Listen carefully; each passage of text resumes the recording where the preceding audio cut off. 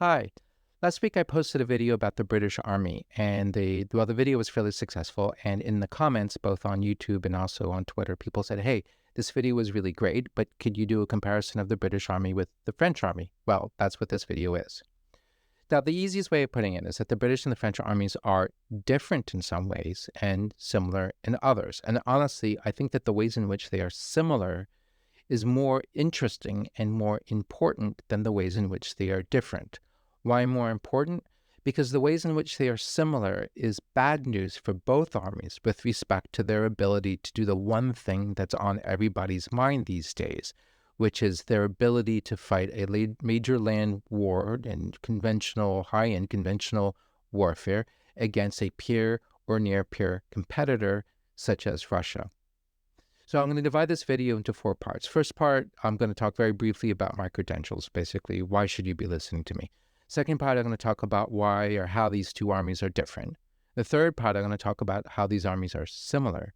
And the fourth part, I'm going to try to wrap it up with some conclusions about where we are and whether or not the different differences and similarities actually even matter, and how best both armies should really move forward. My name is Michael Shurkin, and welcome to my YouTube channel, Pax Americana, a conversation about world affairs, global conflict, military strategy, and anything else that happens to be on my mind. So let's get into it. So first part, credentials.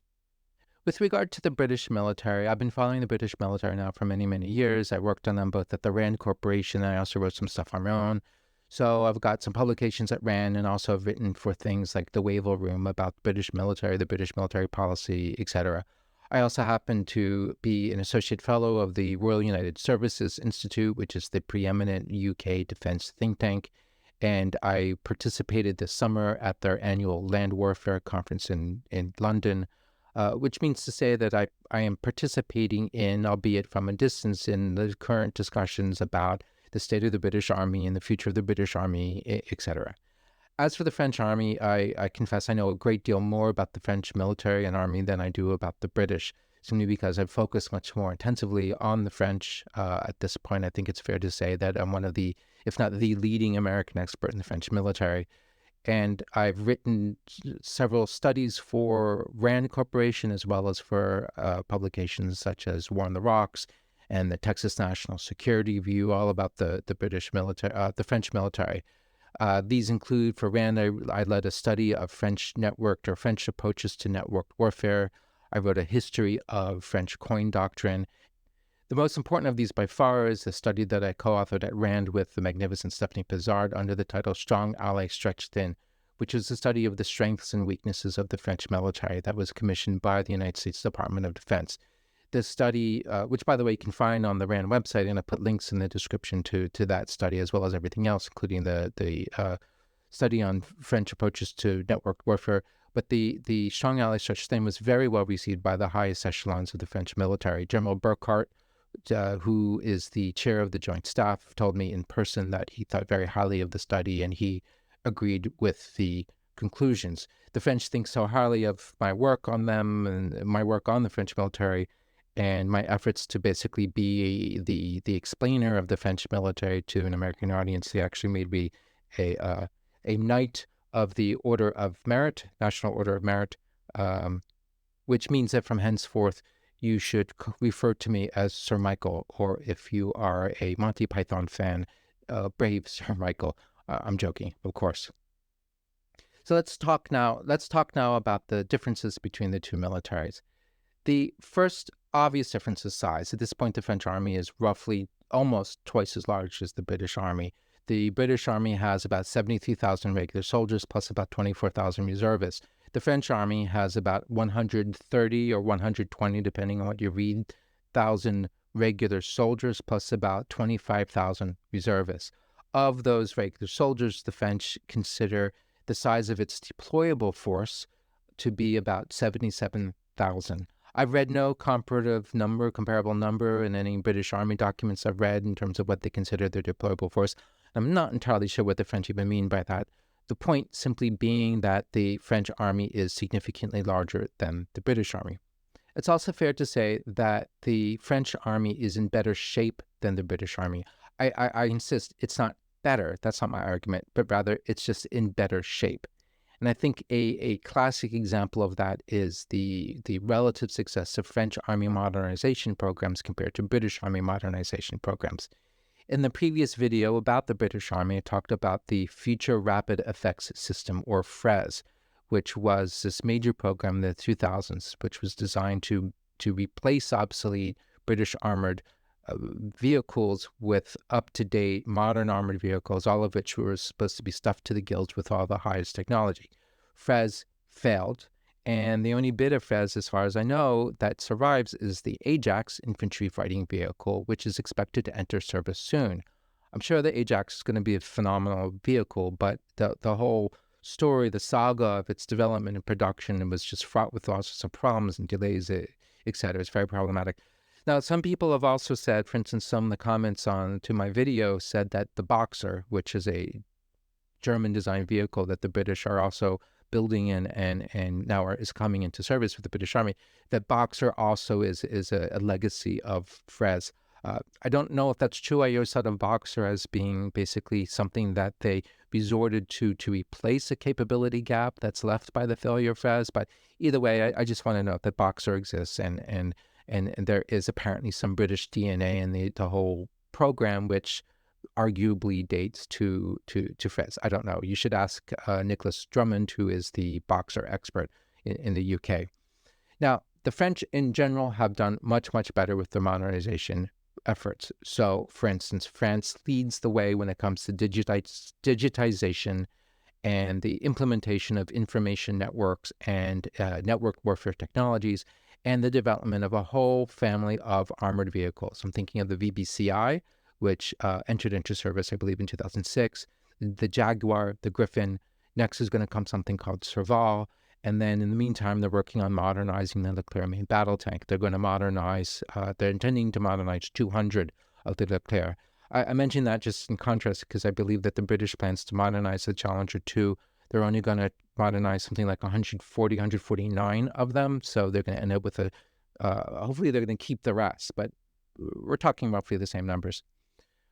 I also, if I'm going to talk about modernization, I also have to talk about something called the Scorpion program, which dates to 2014. French Army their implementation of network warfare technologies predates that by a lot. I wrote about it in my studies. So if you want to learn more about the history of this, please go read that. I think it's very interesting. But Scorpion represents sort of like a scaling up of these efforts and sort of development of a much more comprehensive all-of-force kind of effort. Scorpion technically is an acronym. It refers to the synergie du contact renforcé par la polyvalence et l'infravalorisation, whatever. Infravalorisation is completely untranslatable into English.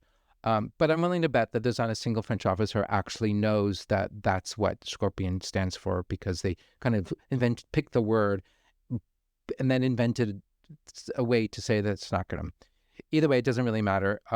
Just think of it as Scorpion. They've got a cool logo complete with the Scorpion on. It's pretty cool. Anyways, Scorpion is a very large program. At the heart of Scorpion is a digital information architecture, complete with new radios and new battlefield management software, as well as newly designed vehicles that are basically built around Scorpion. VBCI predates Scorpion and implements the pre-Scorpion technology, but of course they've adapted everything and brought it in line.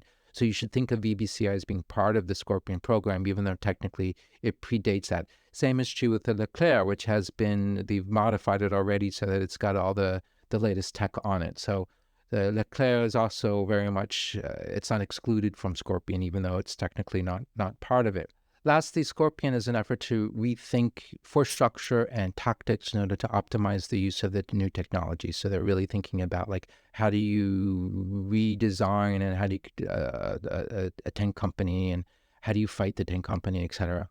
Scorpion, by all measures, is successful, and I think it's fair to say that the French army is really ahead of all of the other NATO armies, including possibly the United States, when it comes to the development and implementation at a comprehensive level of a comprehensive modernization program in terms of information technology, networked warfare, etc. I think it's true based on what I've read that they are really second only to the Israelis in terms of the implementation of this stuff. Now, Scorpion, I want to address the Scorpion and the associated technology can do several neat things. It's got some cool tricks to it. One is something called Vetronics, and the idea is that the network monitors the systems on French Army vehicles so that it's these vehicles send data to the network regarding the systems on the vehicle, things that it's going to run out of, things that are going to break, etc. This is supposed to help the logistical effort because this enables the Army to have a precise understanding of what vehicle is going to need what kind of parts and when, so that they could get precisely those parts to the right place at the right time.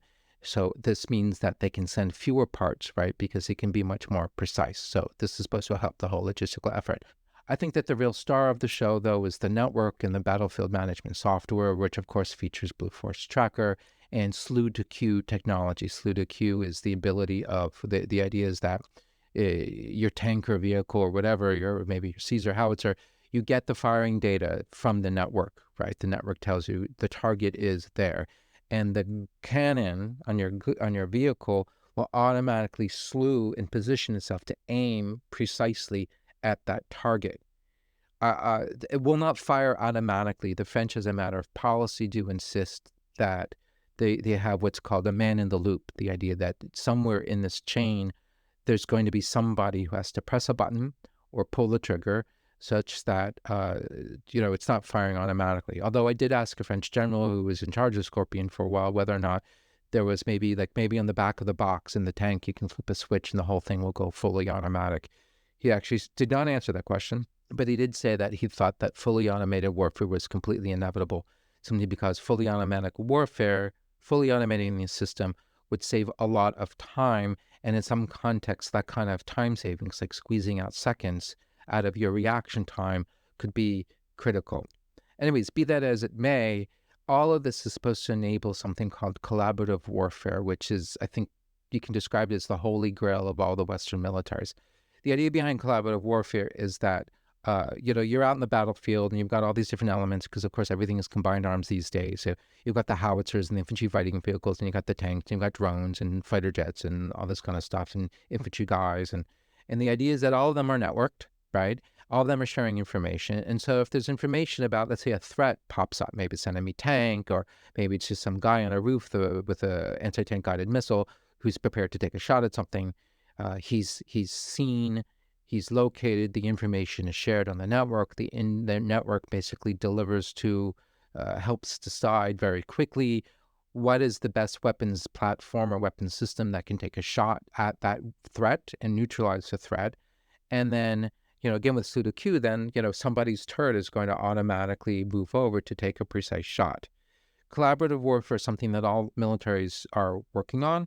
I believe that with the implementation of Scorpion, the French are now simply ahead of the game with everybody else. The British are also implementing it, etc.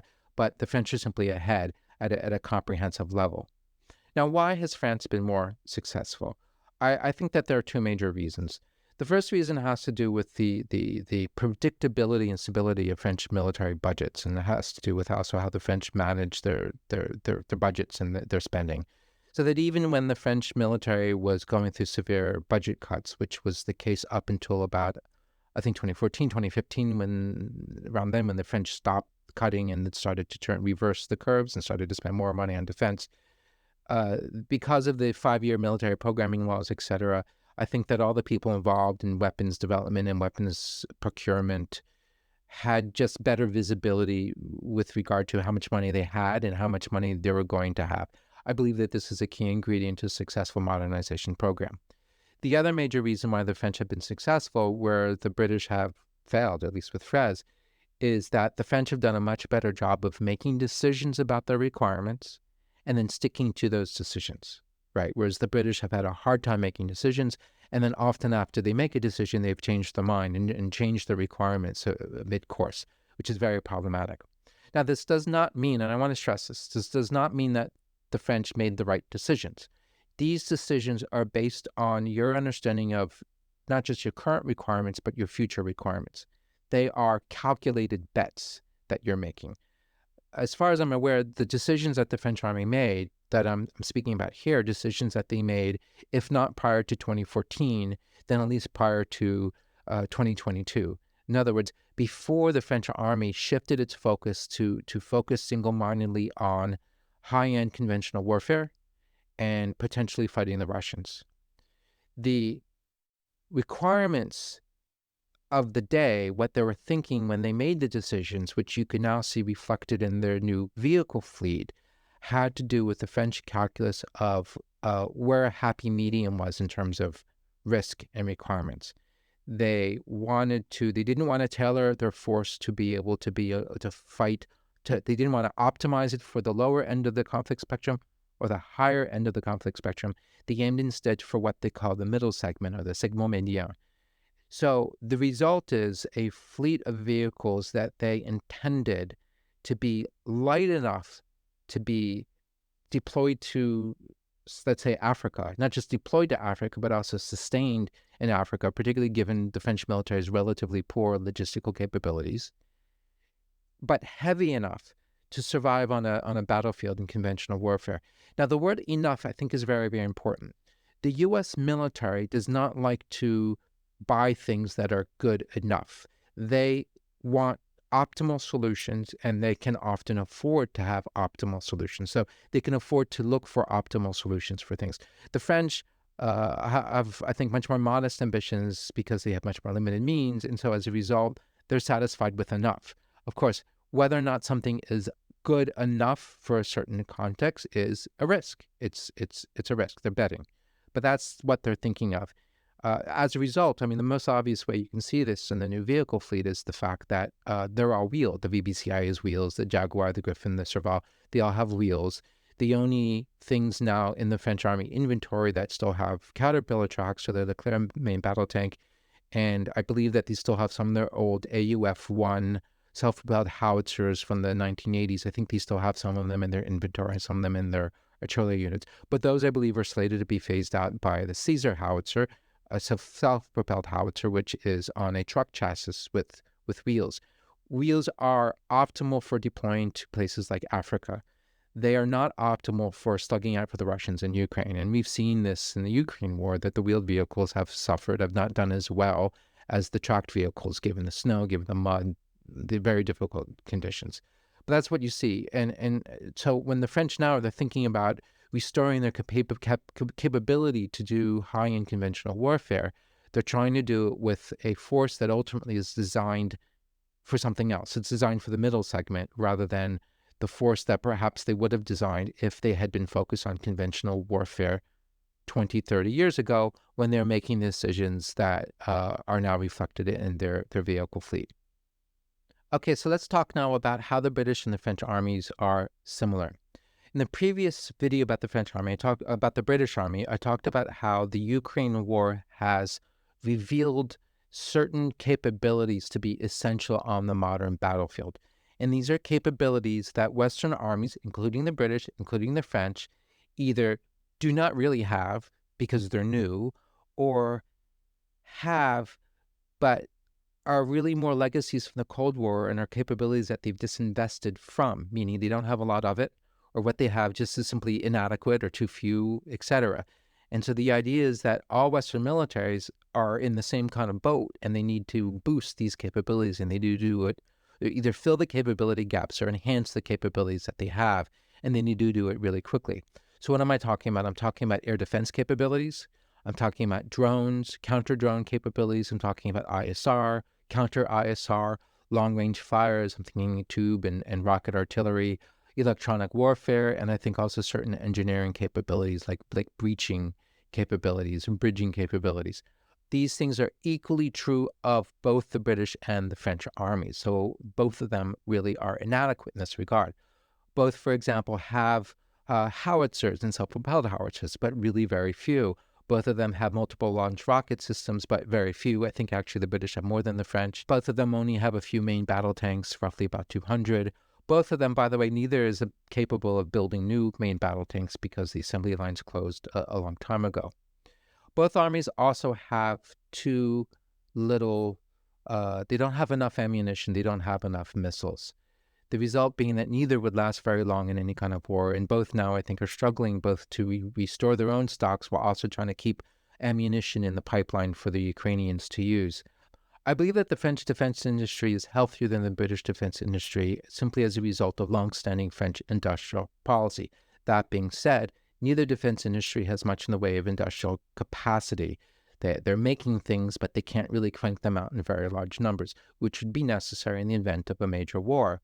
To give you an example, the Caesar howitzer, self-propelled howitzer, right now, after a lot of effort trying to ramp up the capacity, the manufacturer of the Caesar, which is Nexter, can make 70 of them a year. But that's only now, right? Just a few years ago, they could make much fewer than that. I don't remember the numbers, but 70 is not really a lot. Now, what about 155 millimeter howitzer shells, which we have all learned because of the Ukraine war, are absolutely essential. This is like oxygen for an army engaged in a conventional fight. My source on the French and their ability to manufacture these shells is Jean-Dominique, this man here. For those of you who are not French and probably are not familiar with him, Jean-Dominique is one of France's leading journalists, analysts, and commentators on international relations, national security, and the defense establishment, French military. He's really, really very good. This is a book, Sommes-nous prêts pour la guerre? Are we ready for war? Which came out in January of 2024. Mercier says that he does not know how many howitzer shells the French can manufacture a year because the number is classified. He does say that Nexter, which makes these shells for the French army, recently has stated that they intend to double the rate of shell production to 100,000 per year by 2025, which suggests that right now, if that 100,000 is the doubled amount, that means that they are now making 50,000 per year. He also reports that the French army itself says that they can sustain a rate of howitzer fire of, at most, 9,000 howitzer shells per year, given the current rate of production, which, he notes, is roughly the same number of howitzer shells that the Ukrainian army fires each and every day, meaning that France isn't producing nearly enough howitzer shells. What about the British? Again, I don't know how many howitzer shells the British are capable of producing.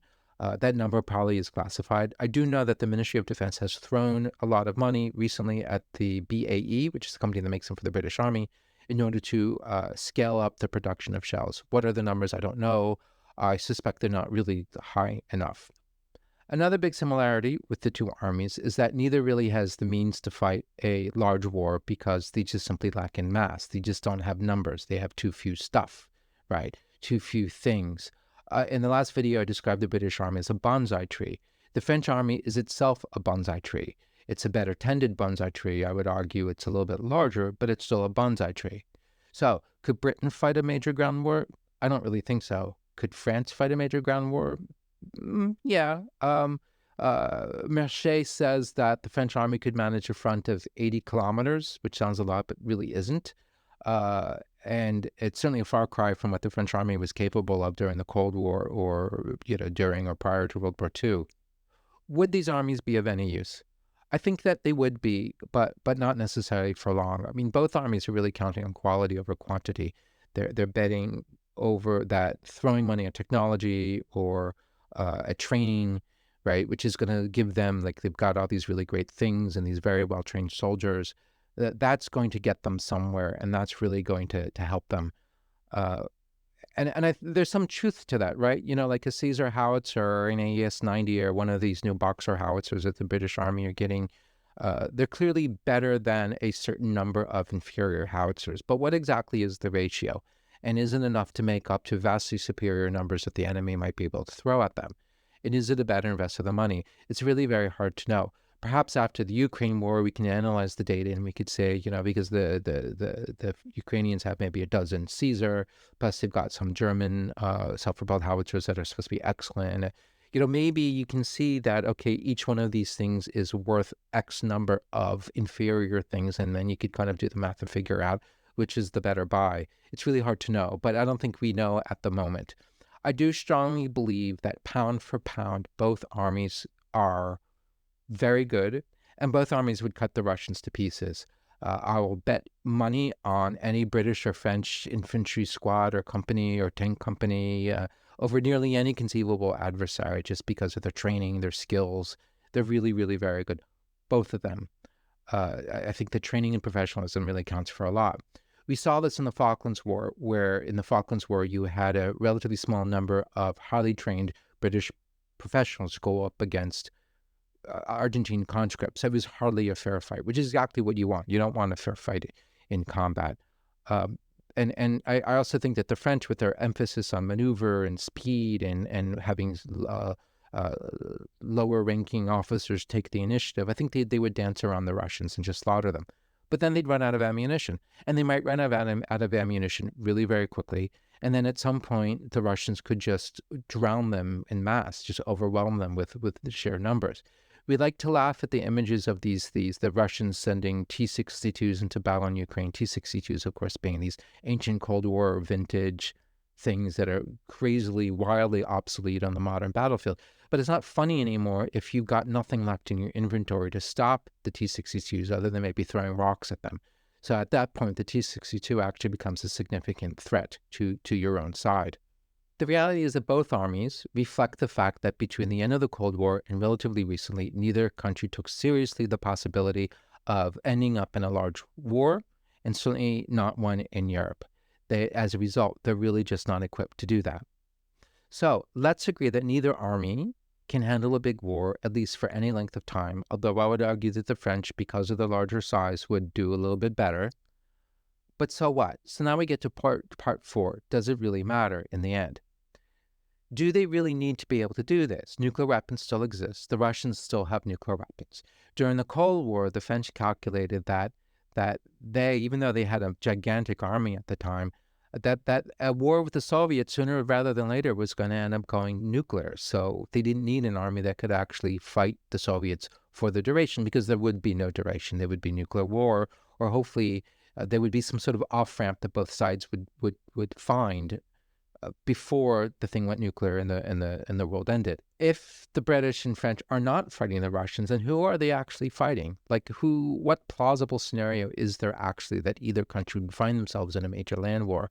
Against whom and where and when? And also, neither country is likely for the foreseeable future to do what it takes to fix this situation, which is to spend a lot of money, many, many billions of dollars, to turn their armies into things that are actually capable of getting into and sustaining and fighting large ground wars in Europe against somebody like the Russians or I don't know who. It's just not going to happen.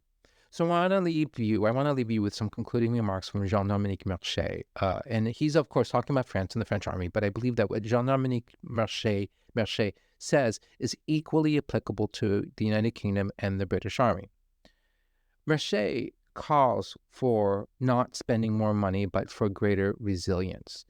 And he talks about the French in 1914, and he talks about how France just barely hung on at the First Battle of the Marne, and then afterwards was able to sort of absorb the horrible losses of 1914, and then to adapt. He says that it adapted, it built up the quote, kind of force and quality and quantity that it needed. And he says that France's industry and its people also responded beautifully and with a remarkable sense of unity and purpose. Now, France today, he says, and I'm quoting, "We must therefore cultivate our faculty for resilience, but above all for adaptation, flexibility, and elasticity. First of all, intellectually. To do that," Mercier writes, "we have permanently to encourage strategic debate and to listen to those who think outside the box, that comfortable box that ensures good careers and the financing of research contracts." Further, Mercier concludes, "It's not for war that we must be ready, because that is impossible. Rather, what one must be ready for is, quote, the possibility of having to adapt quickly and well to a radically new situation.